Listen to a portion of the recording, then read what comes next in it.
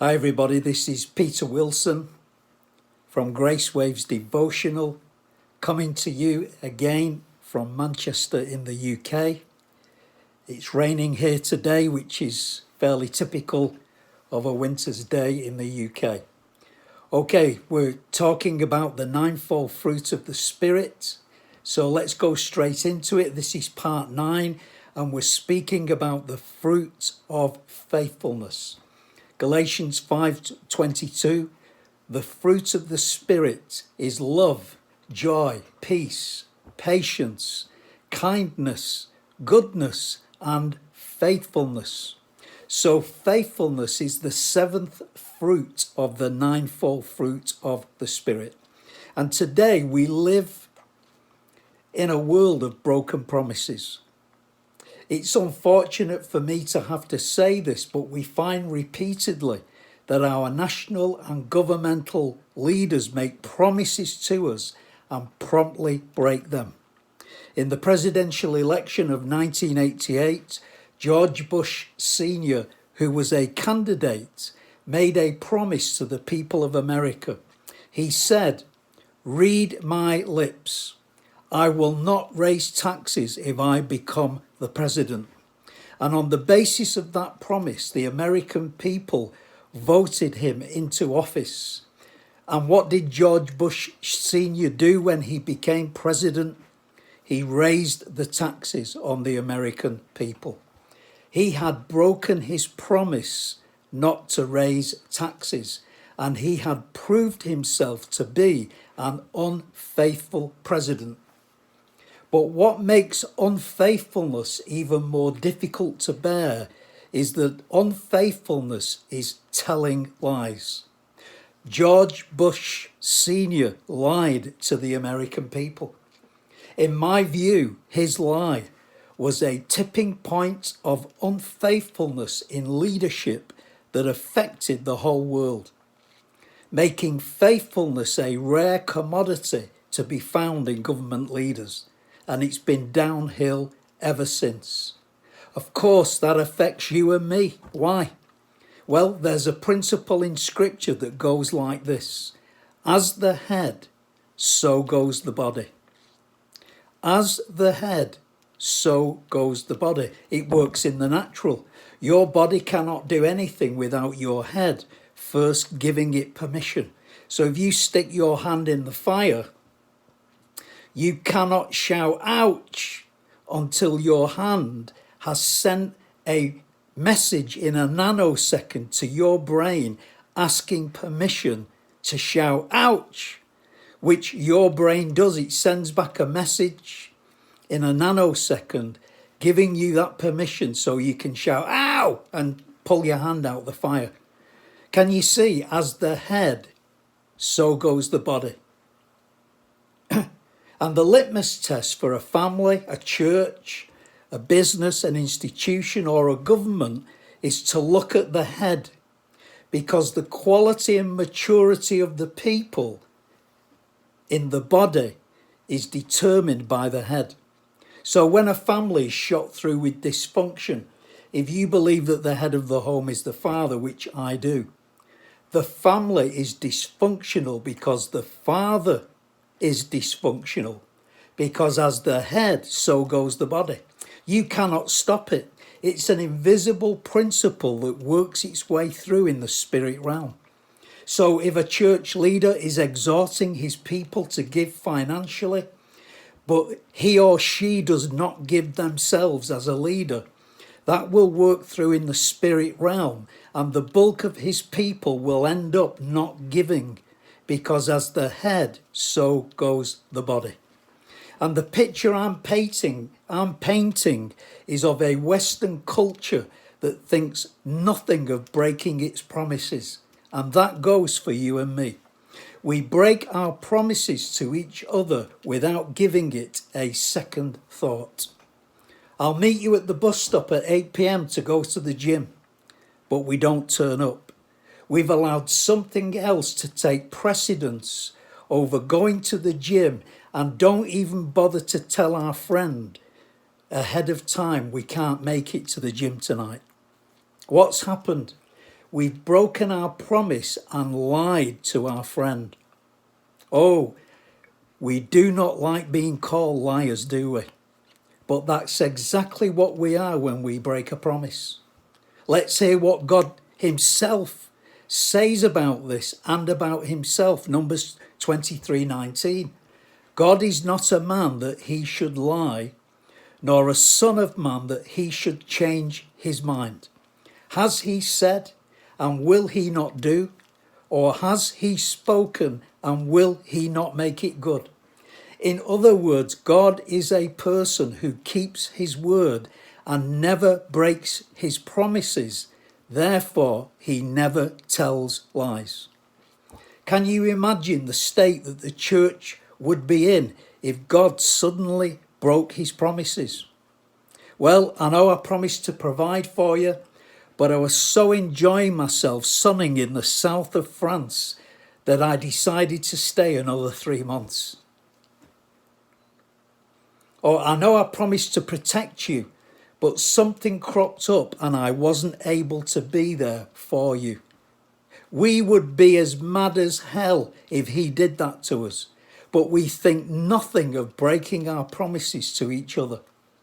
This is precisely why we need God to produce and work into us the fruit of faithfulness in our lives.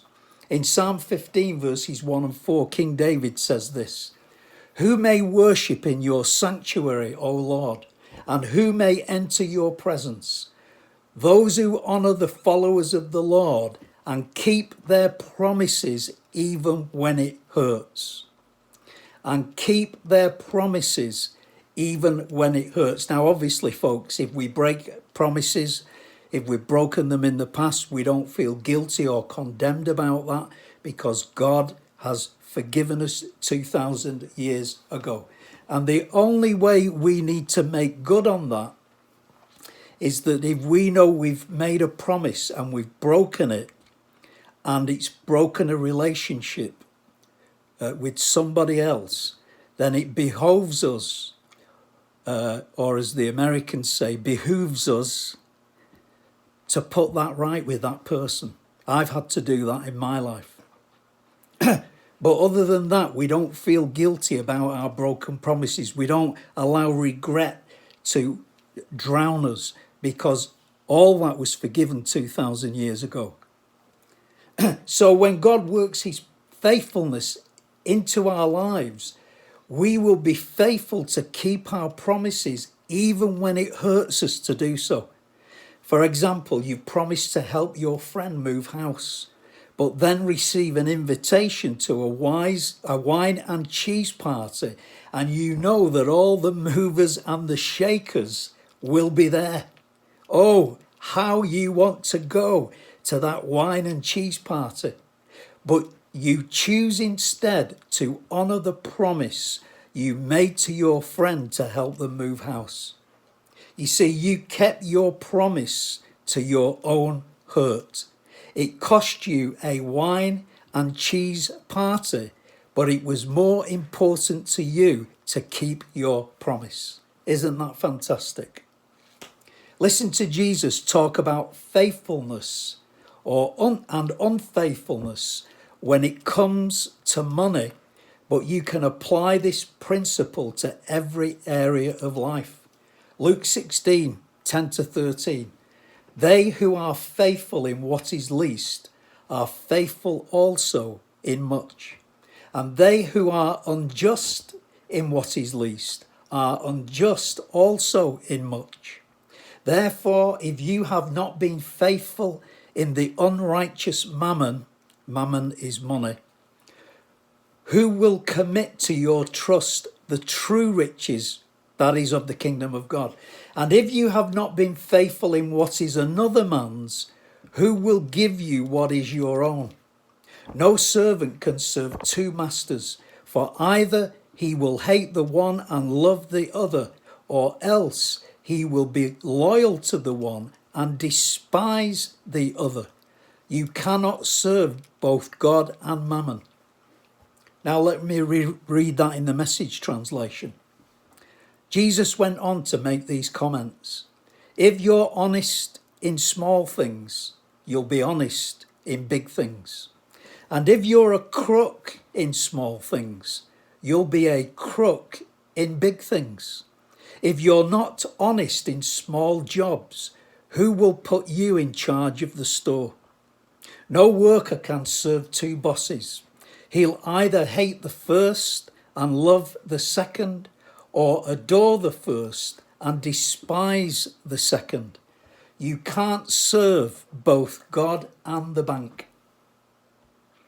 What is Jesus saying here is that if you're an unfaithful person, who will want to put you in charge of a ministry or give you an important job? They won't do it. Why? Because they know you will let them down. You see, our reputation goes ahead of us. If we have a good reputation and we're faithful, the doors will open to us of their own accord. But if we have a bad reputation for being unfaithful, the doors will naturally close to us of their own accord. It's as simple as that, folks. Look at the story of Ruth, my favourite book in the Bible.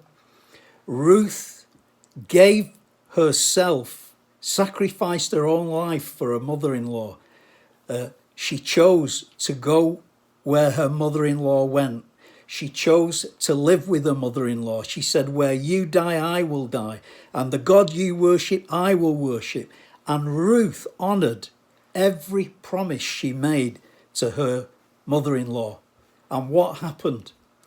Unbeknownst to Ruth, her reputation went ahead of her. For when they arrived back in Naomi's hometown of Bethlehem in Judea, all the women wanted to know what had happened. And Naomi told them everything Ruth had done. So Ruth's reputation spread far and wide. Comes the day when Ruth needs to go into the fields to collect corn, to make bread. And by the way, at the time, they were poor and destitute. They had nothing. But the law of the land stated that if a man or a woman owned a plot of land where they grew barley or wheat, etc., they had to leave the corners of the field unreaped so the poor people could reap the barley and get enough to make some bread. So Ruth decided to go into a field to reap wheat and barley in the corners of the field. And the field just happened to belong to a man called Boaz, who was the richest man in Judea. And he found out through his workers that Ruth was working in the corners of the field. And what did he do? He called his men and he said, let her come into the middle of the field where the corn is best and let her reap. In fact, drop some handfuls of corn on purpose so she can pick them up. And when Ruth found out about this, she said to Boaz, why have you done all this to me? And this was his answer. Are you ready? I have heard what you did for your mother-in-law and how you gave your life, sacrificed your own life to serve your mother-in-law. Therefore, that is why I am doing this for you. You see, Ruth's reputation had gone ahead of her and naturally opened doors that bring great blessing. Not only did she get the finest wheat, she ended up marrying Boaz, had a child who was the grandfather of King David, and opened up the line of the kings, which when we follow it through to Jesus Christ, you and I are here today because of Ruth's faithfulness. Isn't that so fantastic? So folks, remember, you can choose to break your promises. That's your choice. But I want to tell you, over time, it will work against you. Whereas if you keep your promises to your own hurt, over time it will work for you and bring the greatest blessings. Okay, great to chat to you. Have a great day today. See you next time. Bye-bye.